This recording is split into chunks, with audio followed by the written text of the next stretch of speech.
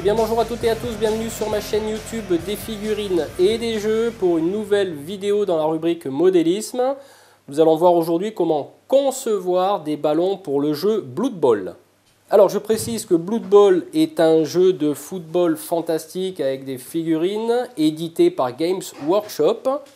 Alors j'avais déjà fait un tutoriel de comment construire son propre stade de Blood Bowl. Vous pourrez voir tout ça dans les suggestions vidéo en haut à droite de cette vidéo, signalée par un petit i. Alors je m'étais amusé à concevoir des ballons de Blood Bowl à une époque où je faisais partie d'un club de modélisme. Donc en fait cette vidéo va être très courte car les explications vont être vraiment très succinctes. Donc comment faire un ballon de Blood Bowl? Donc j'avais trouvé dans un magasin créatif des petites perles en bois qui étaient vraiment à l'échelle d'un ballon de Blood Bowl.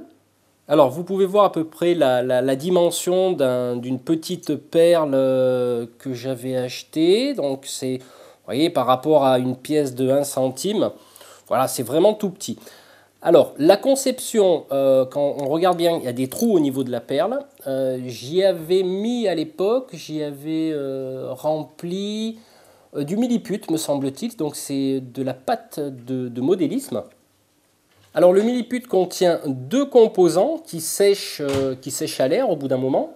Afin de faciliter la peinture du ballon, j'avais percé avec une mini perceuse à modélisme sur le dessus du ballon de façon à y mettre un cure-dent.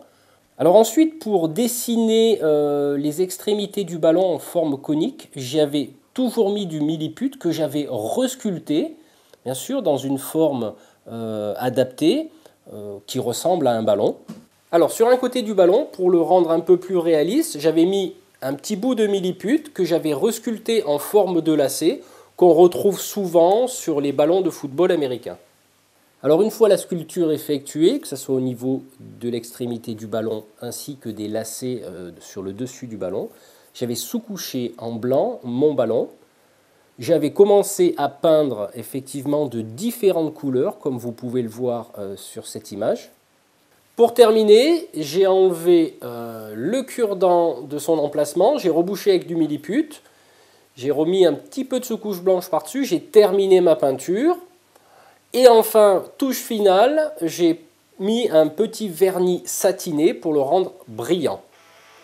Voilà, bah écoutez, je vous remercie d'avoir regardé cette vidéo. J'ai été très succinct. J'espère éventuellement en faire une où je le ferai de A à Z afin de vous montrer plus en détail. En tout cas, je vous remercie d'avoir regardé cette vidéo. Je vous souhaite une bonne journée ou une bonne soirée en fonction de l'heure à laquelle vous regardez cette vidéo.